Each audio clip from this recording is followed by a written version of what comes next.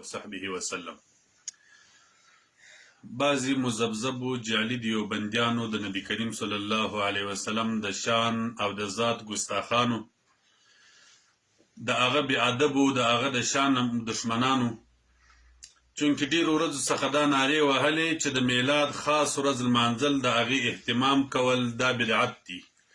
12 ربیع الاول د نبی علیه السلام د ولادت ورځ نه ده. نو تیره ورځ باندې په اجماع د امت باندې تقریبا افغانستان کې د اسلامي امارت پر سطح باندې د 12 د ورځې د میلاد النبي صلی الله علیه وسلم په مناسبت ولمانځل سول. د خاص ورځې اهتمام وسو او خاص ورځ د میلاد یاد سول او د خاص ورځ د ټولو علماو په اتفاق ولمانځل سول.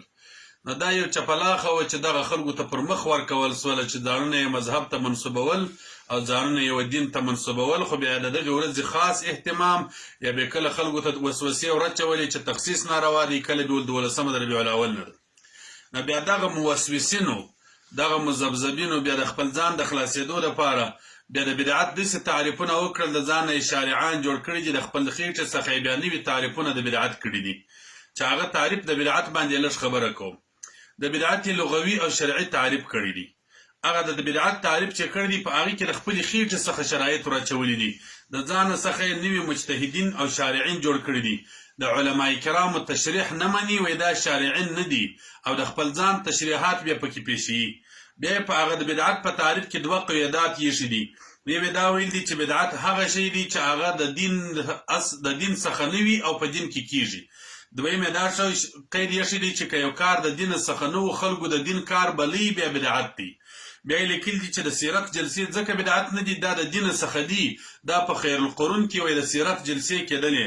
نو د دغه مذبذبینو موسوسینو څخه موږ دا غوښتنه کوو چې تاسو موږ ته د دې لپاره یو دلیل په کتاب کې پیش کړئ چې د اهتمام په طریقې باندې په خاص ورځو کې د خیر القرون کې دي د سیرت جلسې کېدلې. د دې لپاره د یو کتاب حواله پیش کړئ چې موږ بیا د دې په خبرو باندې اعتماد وکړو چې صحیح خیر القرون کې بیا د سیرت جلسې کېدلې. د سیرت د جلسو لپاره یو مجالس منعقد شوي د اهتمام په طریقې باندې پیش کړئ. هغه نسی پیښولی، بس دا پیښولی سي د یو څه ملیشیا د پیسو دپاره اجتماعګانو دپاره لارې جوړوي. اجتماع کې سیروزي وچلې سه یې کوي ځکه د ملیشیا پیسې را روانې دي. د نبي کریم صلی الله علیه وسلم مبارک میلاد ته بدعت وایي. زه د ده پر تعریف باندې دغه مذبذبینو موسوسینو پر تعریف باندې اعتراض کوم.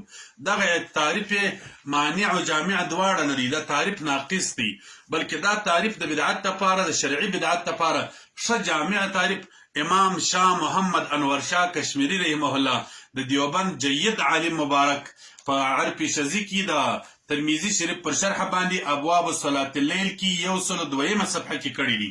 هغه مبارک لیکلی دی: واعلم ان البدعه ما لا يكون اصله في الاصول الاربعه ويزعم الناظر فيه انه من امور الدين. وی بدعت هغه شی دی چې د دین په 4 اصول کې اصل نه لري.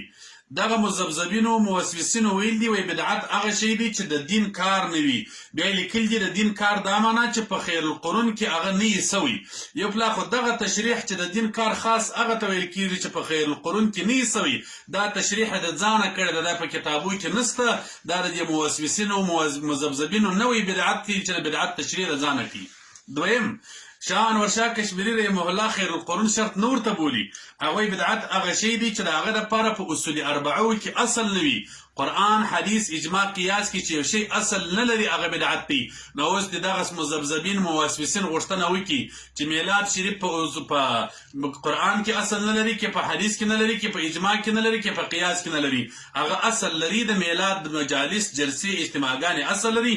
کم شی چې په اصول اربعو کې اصل لري هغه ته بدعت نسی ویل کېدلی. دویم شرط داری د بدعت لپاره شرط دادی بدعت به مراغم د سنت وي، لکه څنګه چې امام غزالی رحمه الله په خپل کتاب احیاء علوم الدین کې په 2م جلد کې 202 نمبر صفحه کې امام غزالی رحمه الله وایي چې بدعت مذمومه بدعت سیئه هغه بدعت دی چې هغه مراغم د سنت وي، سنتو د پاره رافع وي. که یو بدعت د سنتو رافع نه و، دا بدعت مذمومه سیئه نسی بلل کېدلی. لکه څنګه چې امام ابن العربي رحمه الله لیکلی دی: انما يذم من البدعه ما يخالف سنه ويذم من المحدثات ما دعا الى الضلاله. په بدعت کې هغه بدعت بد دی چې مخالف د سنت وي، هغه بدعت بد دی، هغه محدث کار ناروا دی چې داعی او ضلالت لري وي.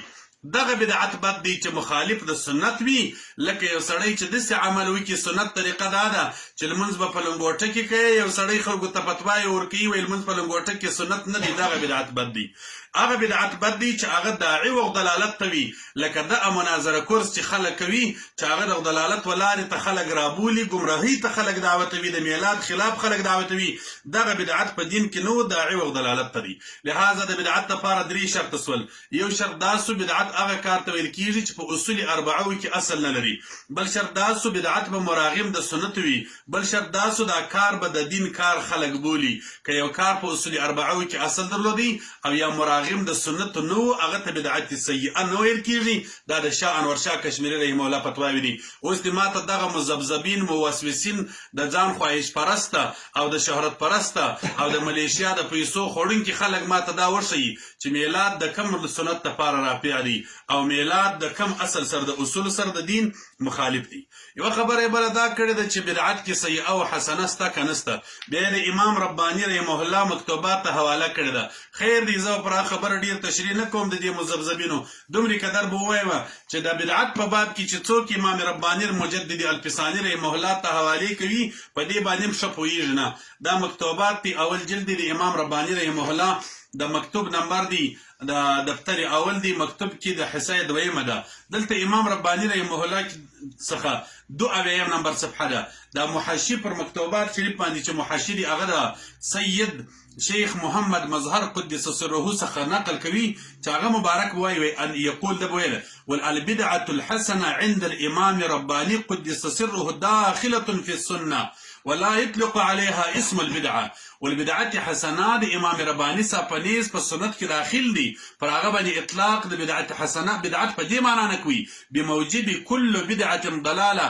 دغه په موجب سره چې كل بدعه ضلاله، دغه بدعت او ضلاله چې کومه کلمه ده دغه په موجب بدعت نه ورته ویله. والنزاع لفظين په اخر کې لیکي: وانما كتب ذلك ردا للوهابيه القائلين بعدم الحسن في البدعه اصلا متمسكين بقول الامام رباني قدس سره. دا مې ځکه ویل وهابیان په دې سره استدلال کوي چې امام رباني صاحب په بدعت کې حسنه نشته. نو د دې څخه چې استدلال کوي دا د وهابیانو کار دی. دا د مکتوبات دی اول جلد دی. همدغه رقم به یو بل شی ورسره د ښکاره کم خیر دی. امام رباني رحمه الله په دې قولم خلک استدلال کوي. امام رباني رحمه الله میلاد نه مني. مکتوب دی هفتاد و دویم، دفتر دی سوم، سب جلد دی نمبر دی دویم. امام رباني صاحب میلادونه منل، منکرات نه منل. دا میلاد باندې دا مکتوب امام رباني صاحب لیکلی دی. بیا دی ورسره لیکي: اعلم انه قد مر المنع عن قراءة المولد مطلقا في مكاتب عديدة.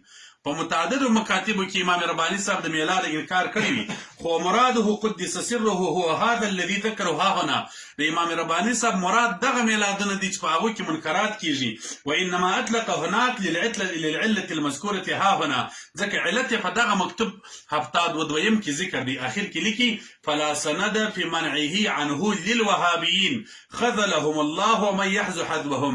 د امام رباني صاحب په دې قول کې د وهابیانو لپاره سند نشته چې د امام رباني صاحب په قول دلیل وایي و امام رباني صاحب د میلاد انکار کړی. الله دې وایي دی وشرمي او هغه څوک دی الله وشرمي چې د وهابیانو پر لاري. دا د امام رباني رحمه الله مکتوبات دي. لہذا مقصد دا دی دغه مذبذبینو د خپل ځان د دې شرم د ورکېدلو لپاره په دې او شرمېدل چې نوم یې ده حنفیت د امارت اخصي. خو امارت او حنفیت دواړو خاص ورځ د میلاد د ورځې اهتمام وساتي. د دې لپاره دا لار جوړ کړل چې دا د میلاد په ورځ باندې چټي وي، دا په بدعت کې نه داخليږي. دغه اهتمام ساتل چې تاسو نارې وهلې چې د 12 ورځ د میلاد نه ده، د میلاد د نامه سم انکار کوي، تیل د میلاد نه دی، سیرت دی. هغه د میلاد په نامه خاص د 12 د ورځې نامه پر اهتمام سره امارت اسلامي والمنزل. نو دا بدعت نه دی. بدعت تعریف د علي شان ورشاه کشمیری صاحب کړی دی. ما په خواله ویلی و چې دغه خلکو چې د بدعت نارې وي د بدعت تعریف نه دی زده، دغه حال دی، دغه شیخ وخت دی. اللهم هل بلغت وما علي الى البلاغ.